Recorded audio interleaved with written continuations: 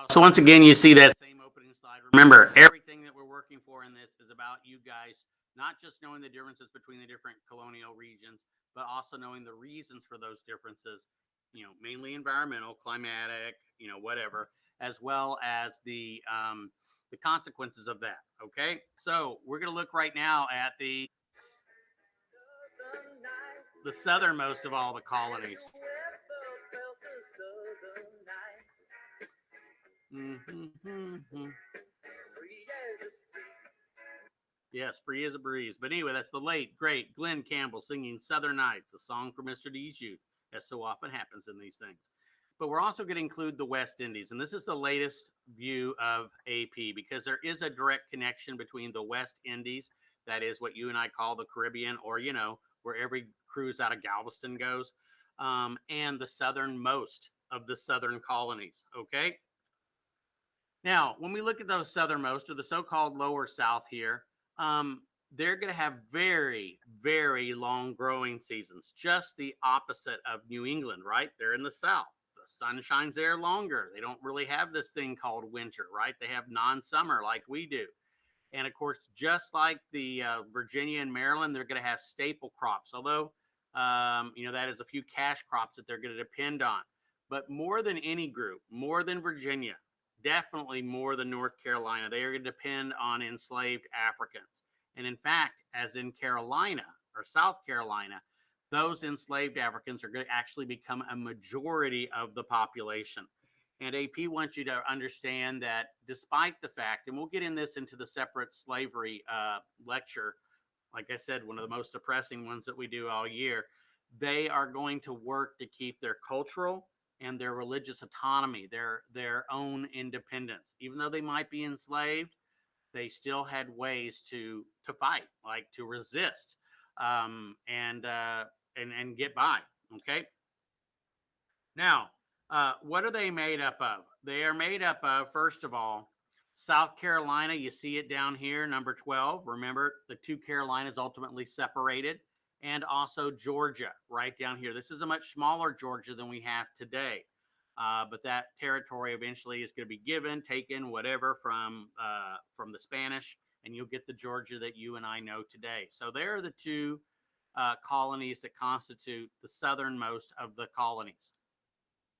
And here you see another picture of it. Like I said, Georgia doesn't get this until after the French Indian War. Remember, Spain is on the side of the French, and the Spanish lose some territory as a result of that war. Here you see South Carolina with one of the few really large towns that the South is going to have, and that is Charlestown, as it was called. But after the Revolution, we start calling it Charleston, so we don't recognize the king as much. Okay. Now, geography and climate, it's extremely hot. It's extremely humid, almost as bad as, say, Houston, right? Very, very fertile soil, navigable rivers, right, where you can take ships up and down or boats up and down. Wide plateau, right, meaning very flat.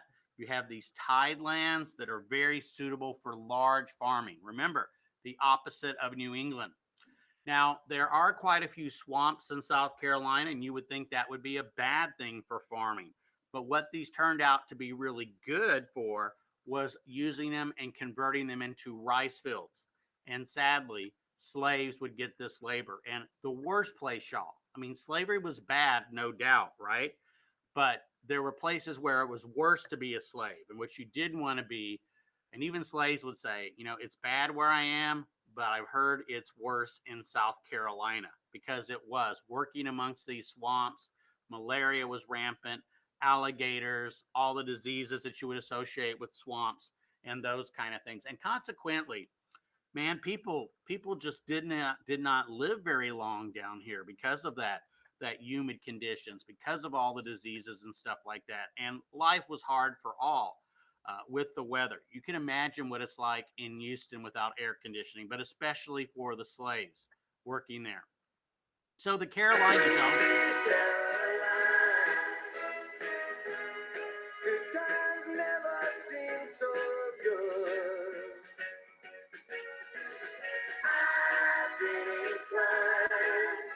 that's the great Neil Diamond singing one of the first songs from Mr. D's youth. Yes, once again. And that is Sweet Caroline. Now, the Carolinas were named for Charles, King Charles, because Latin for Charles, I bet you didn't know this, was Carol. So they named it the Carolinas, okay? And this was what we call a restoration colony because the first Charles had been deposed and eventually executed by Oliver Cromwell after the English Civil War. Well, Cromwell and his son, y'all, were just so bad. How bad were they? That they actually go to France and they bring back his son, who will become Charles II. So they called that the Restoration. So these are restoration colonies, in case you see that term.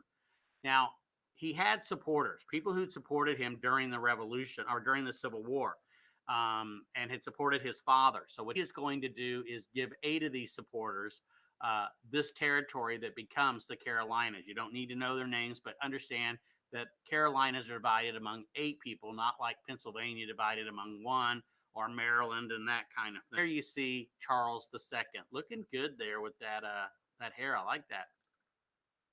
Now, this is the whole idea behind the Carolinas, and this is why AP connects the Southern colonies, y'all, with the West Indies. What Carolina was supposed to be, y'all, was basically sort of like a Walmart, right? It was supposed to grow the food. It was supposed to provide the things that would make it possible to have these big sugar plantations in Barbados, out in the Caribbean, okay? And then, of course, to make some extra money, they would try to export wine, which they never got very good at, silk, olive oil, things like that. But more about that later. So, but the big thing is, y'all, they're going to grow the food, mainly rice, right, that will feed the slaves because land is so valuable. How valuable is it? It is so valuable in the Caribbean that they want to use every bit of that soil and land, y'all, for sugar cane. They don't want to waste any of it growing food to feed the poor slaves and the people who live there. So colonizing the Carolinas, okay? As a result, the Carolinas, or South Carolina, ultimately is going to be very, very close to the West Indies colonies, right? And in fact, many of the people who came to settle Carolina were white men who came from the West Indies. They had originally been there. And for a while, they're going to try to use Indians. They got the local Savannah Indians to enslave other Indians, right? You know, the idea being, hey, better other Indians than us. And so the Savannah Indians helped enslave some other Indians and send them to work in the West Indies and sadly, even up to New England. But it just doesn't work. The Indians do not make very good slaves, and I can understand why. I mean, would you want to be doing that? And they can run away, they can flee. They don't have to put up with that. And it gets so bad. How bad does it get? That in 1707, the Savannah Indians actually chose to leave and go to Pennsylvania, which had a reputation of treating Indians better. But before they could do so, the Carolinians decided, you can't get away, you can't run away, and they went after them. They attacked them, and they killed most of them.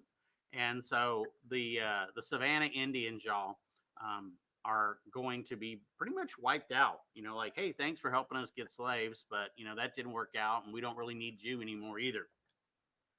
Economic activities, and of course, they're directly related, y'all, to the climate, which, as we said, was hot, humid. The soil, of course, perfect for this kind of thing. And they're mainly going to use it to grow rice, not to feed themselves, because Europeans still at this point are looking down at rice, y'all. They think it's something for others. Now, rice comes from Asia. Africa on the southeastern part of Africa had specialized in growing it. And these Africa be brought over as specialists to plant it after converting the swamp areas. And but you know, they didn't like the rice, and perhaps it's because they hadn't heard the song, which I really hope does not offend anybody.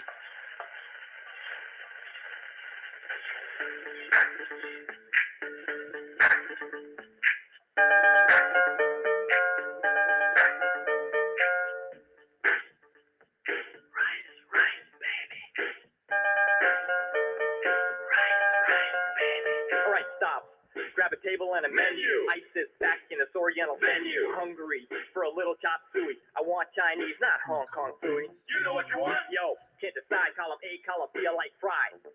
Barbecue spare is my fingers I'm licking. Waiting for the main course. Kung Pao chicken. Spicy. I mean hot like a stir fry. If you can't take it, or to move goose guy pants. Means chicken and mushrooms. While you're on the soup, the food is here too soon. No substitution, bitch, you get hot tea. They say vegetable, but that means no fee. If I get dessert, yo, I deserve it. Check out the chow while the waiter serves it. Rice, baby. Okay, so you get the idea there. It could go on and on. Now, indigo is going to be the other big crop that's going to go. And of course, indigo is used to dye cloth. Okay. And here you see what indigo looks like. Okay. The first person to really specialize in this is Eliza Lucas. Now, Eliza Lucas becomes the first American woman millionaire. Her father had been put into jail on a Caribbean island, and there he had come across this particular type of seeds for indigo. He sends it to his daughter, and it is the beginning of her fortune. She was so rich. Once again, how rich was she, Mr. D? And so famous. How famous was she? That George Washington himself was a pallbearer, y'all, at her funeral. So this is what indigo looks like. And of course, crushed and done, processed and all that. It is used to this day, y'all, to color things like blue jeans. And of course, people love that particular blue. Now, also, they're going to try successfully to make olive oil. You just saw her come up there and disappear. That was, of course, Popeye's girlfriend. But this is really what olive oil looks like. As I said, they also tried to make wine, silk, but none of that really quite worked out. But indigo, that was a winner. Rice, that was a winner. Okay? And when we look at this, y'all, this graph here, you can see how the amount of rice shown here just grows like crazy, and even indigo. Now, call Mr. D weird. You're weird, Mr. D. But the thing is, y'all, would it have been too far a stretch to maybe make the rice like white and have a different thing here, and to maybe make the indigo, you know, like purplish, bluish to make it easier? I just don't get people who make graphs. But you guys can see how South Carolina and Georgia really depended on these two things. And like I said, most of the rice went not to the people of South Carolina and Georgia unless they happened to be slaves, but it went to the West Indies to feed the slaves there. Now, religion. Ain't a whole lot Mr. D can put there. You do have those Puritans out in the West Indies who settled there during the Great Puritan Migration that I've talked about. You have mainly Anglicans in South Carolina. In fact, you have so many, how many do you have, that it becomes the official state, or what we call the established religion. Nevertheless, some Methodist missionaries do make their way to Georgia and work there as well too. So remember, Anglican religion tends to be quite important in both South Carolina and in Virginia. Okay, the Church of England, COE, right? Now, demographics. The population is overwhelmingly English, but most of them who come here are black slaves, okay, who eventually come here are going to be black slaves, and eventually they come to outnumber the people. Okay, stop on that one, okay? Go back, redo this one. Now, major ethnic groups in society, demographics. Initially, most of the people who come here, y'all, are English, and they're white English. But ultimately, as more and more black slaves are brought here, they are going to come to outnumber whites in South Carolina. This is the only place where you see the slaves outnumber the free population and the white population. And that's going to have some important consequences, because if over half of your population is enslaved, not free, and probably not very happy, you're going to have some hard times keeping them in that situation. So they're going to have a very strict slave code that they're going to bring over from the Caribbean. Real severe punishments for any type of slave rebellion, slaves escaping, and that kind of thing. Now, Georgia, to its credit, y'all, bless its heart, Georgia said, you know what? We're not going to have slavery. And for that matter, we're not even going to have alcohol. But guess what? They just didn't make it. And Georgia becomes really kind of poor. It's considered the charity colony. And it was the only colony that actually had to get money from England to make it. So ultimately, they're like, okay, I guess we'll have slavery. Okay, I guess we'll have the alcohol too. Now, the thing is, y'all, Georgia is going to be right between the wealthy Carolinas, or wealthy Carolina, and Spanish Florida. And so a lot of fighting is going to happen there. the Catholic Spanish are going to hate all these Protestants right up there on their borders, right? And so you're going to have a series of wars, the Anglo-Spanish Wars, okay? And one of my favorites is called the War of Jenkins' Ear, right? The Spanish capture this English kind of pirate guy, and what they do is they chop off his ear. And the dude's like, "You just got off my ear." And he like picks up his ear, and they said, "Take your ear back to your king and tell him that we would serve him in a like fashion if he were here." In other words, we're cutting off your ear because you're here. But if the king were here, we'd cut off his ear, right? And so they actually call this war the War of Jenkins' Ear. Imagine that. So the Spanish are going to conduct these border raids on Carolina. They're also going to try to get the Native Americans to attack. And this is going to be a fairly common practice of the Spanish using Indians to attack or ultimately using themselves. But eventually Carolina gets too strong and Carolina will get wiped, too strong to be wiped out by the Spanish, and it'll be able to make it. So let's look at Georgia, y'all. Okay, let's look at Georgia. George.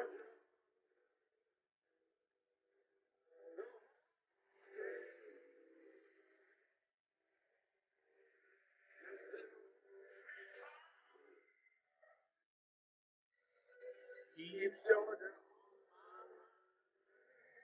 Yeah, that's the late great Ray Charles, y'all. Man, if you haven't seen the movie Ray, you need to see it. An amazing life story, amazing, amazing man. And that now is sort of like the state anthem of Georgia. Okay. Now, in 1733, Georgia is founded, and it's the only colony founded in the 18th century. That is the 1700s. It is the last colony. Okay.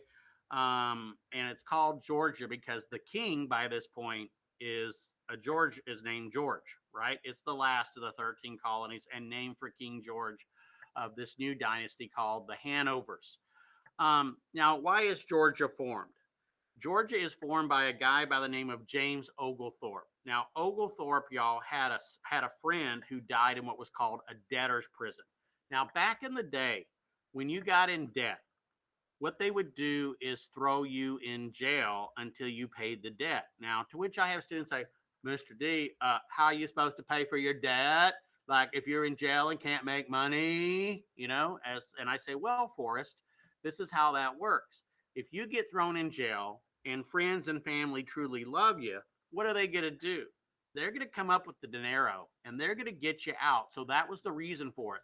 All I can say, y'all, is I'm so glad we don't have debtor's prison now, because if we do, Mr. D would have spent about the last 40 years of his life in debtor's prison, okay? Or we'd call it like credit card jail or something. Anyway, so that's how it works. So one of his friends died in this jail. I guess he wasn't that friendly, or maybe he would have helped his friend get out. And so Oglethorpe, y'all, decides, hey, why don't we create a colony where people who are in debt, instead of just waiting for friends and family to bail them out, they can come over to America, they can work hard, and they can pay off their debt, and we'll get something out of it. They'll get their debt paid off, and it's better than living in jail. So Oglethorpe is the founder, and that is the purpose of the colony. And there you see James Oglethorpe, okay? So Georgia also, y'all, will serve another important role, and that is what's known as a buffer. Please learn this word buffer because you will hear it several different times during the year. Now, as we said, South Carolina is pretty valuable, right? With all that indigo and everything like that. Georgia is supposed to be kind of a neutral zone in between the two. So if the Spanish down here, y'all, want to attack South Carolina, they're going to have to go through Georgia. So Georgia is sort of a buffer. It's sort of like a protective zone between the Spanish Florida and even over here, the French Louisiana colony. Okay, and there you see Georgia shown there. Georgia, by the way, is so poor. How poor is it? That it is the only colony that gets subsidies. Now, subsidy, y'all, is the opposite of taxes, where you and I pay money to the government. In a subsidy, the government pays you money. Okay, I wish I could get me some subsidies, and a lot of American farmers do, y'all. A lot of certain industries that we favor do. When the government wants to promote a business, we give it subsidies. Or when a business is in trouble, We try to help them out with subsidies if we feel like we really need it. We need the jobs. So this is the only colony, y'all, that the British actually have to spend a lot of money on. And mainly it was to protect them and to have defenses for them to protect not really Georgia, but to protect South Carolina, and its rice and things. Once again, tried to export silk and wine, didn't do too well. And of course, a lot of debtors went there. And as I said, they did try to keep slavery and alcohol out, but it just doesn't work. They decide we can't make it unless we have both. Now we go to the West Indies, and particularly we go to one island. Now, these islands here, y'all, this is, of course, Cuba. This is Hispaniola. This was controlled by the Spanish and ultimately divided between the French and Haiti and the Spanish and Dominican Republic. This is Puerto Rico. Mr. D lived there, like I did a lot of places. You got your Virgin Islands, and you have islands here that are called the Lesser Antilles, okay? And they make their way all through here. I've been fortunate to visit most of these islands on lots of cruises and visits like that. And up here you have the Bahamas, which the English are eventually going to control. And here you've got Jamaica, okay? Jamaica down here, which is ultimately controlled by the English as well, too. So where is Barbados that AP makes a big deal about? It's right here, y'all. Let me go back to it so you can see it. See this little island that's kind of out of the way? That is Barbados. I've only been there once, but if you would like to donate to Mr. D's travel fund, I can maybe go again and bring back better pictures. But Barbados is the one, and it's still very, very English. Although I heard recently, they're independent now, but they still like fly the British flag. They're still part of the British Commonwealth. They still have a British, royal governor who comes there. They would really like to be completely independent and be a republic. But Barbados, y'all, one of the most British of all these colonies, is going to be a place of slavery, where they're going to bring lots of slaves to work in those sugarcane fields. Okay. So this is the original British slave colony, and a lot of American slavery that we ultimately adopt is going to come from what they did on Barbados. So the first colonists get to Barbados in the very early 1600s. They're hoping to find gold and silver there. Remember, what Cortez and Pizarro had found. They think it's going to be easy, just like the people in Jamestown. But there is very little gold and silver on these Antilles Islands down there in the Caribbean. But what there is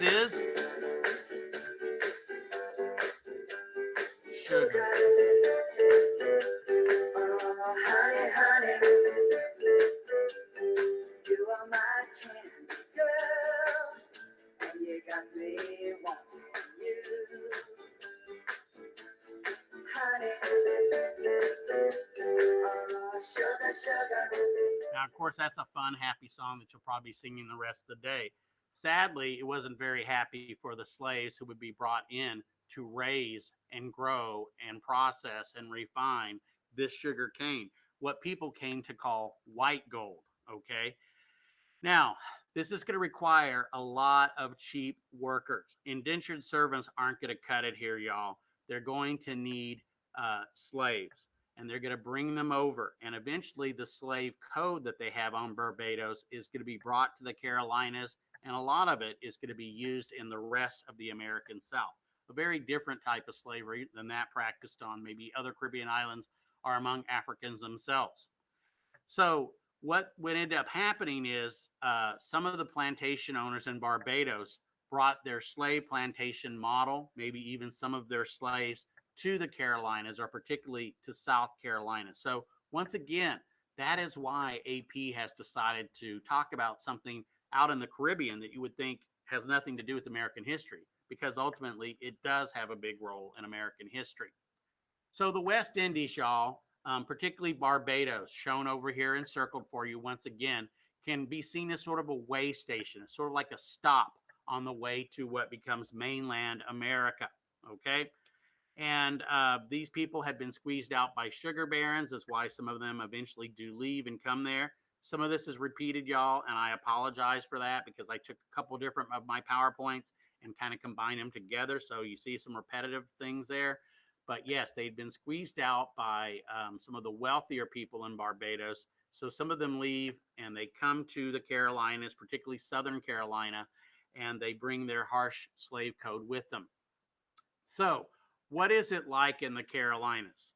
Or excuse me, what is it like in Barbados? Well, it's pretty much warm all year. Okay, I've traveled to these islands in that area, winter, spring, summer, and fall, and it's always warm. Okay, the soil, kind of volcanic in nature, is pretty good for growing sugarcane, and land is so profitable. How profitable is it? That, like I said, they don't want to waste land there, good for growing sugarcane to grow food to feed their people. So they're going to depend on that Carolina rice to feed their slaves and their population. They're also going to depend on that codfish, right? That codfish for protein to feed the slaves. So there's going to be this connection, y'all. Even though New England doesn't necessarily have slavery, it's going to profit from slavery because it's going to send a lot of that fish that it has down to take care of the slaves. So, nobody can take a really moral high ground, y'all, in slavery in the American colonies because everybody, except, of course, the slave, is going to profit from this system. The economic activities. So, sugarcane, y'all, among other things, it's going to be refined into molasses. That's what I told you, that really thick, gooey type of sugar. And that is going to be processed in New England. Once again, they're benefiting from slavery into rum.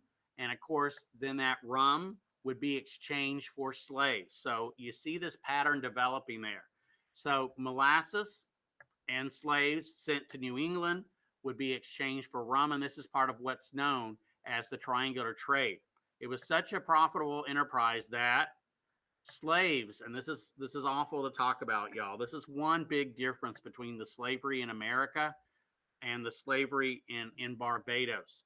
But instead of buying and having slaves reproduce and then sadly enslaving their children, what they tended to do in Barbados, they made enough money, y'all, that they could buy mainly male slaves. Okay, they would work them to death. Okay, work them all the way through their life, and they would die, and they would throw them away like you and I might throw away, I don't know, garbage, I hate to say, and then they could afford to buy more. Now, in the colonies, the American, would ultimately become the American colonies, we didn't do that. Instead, we relied on slaves having children who were sadly then enslaved themselves. And there's horrors to both of those things, right? It's awful both ways. But understand that that's the kind of money they were making, that they could buy and use people and then throw them away in these areas. The religion, pretty much in the West Indies, all of the English inhabitants were Anglican. The Africans, the slaves that came over, they were animist in some ways, right? Believing sort of the spirit to be, in the animals and the trees and that kind of thing. And of course, a lot of them were Muslims as well too. And they tried to maintain that as long as they could. Okay. Demographics in the West Indies. You got your English planters over here, your plantation employees that were almost all English. A lot of them Puritans, ironically, right? These so-called men and women of God would practice slavery down there. And of course, eventually, African slaves. And on some of these islands, y'all, they were way, way more than half of the population, which once again explains their very, very strict slave code and very punishing slave code. All right, so that ends the southernmost colonies and the West Indies. I hope that helps you guys get the rest of your chart filled out. A lot of you have been asking, Mr. D, where's the West Indies? Well, you got it now. All right, y'all. I'll talk to you later. Have a great weekend.